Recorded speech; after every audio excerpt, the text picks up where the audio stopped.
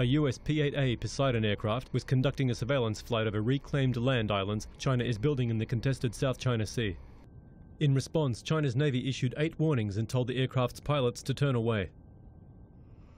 At its lowest point, the Poseidon reached an altitude of 15,000 feet.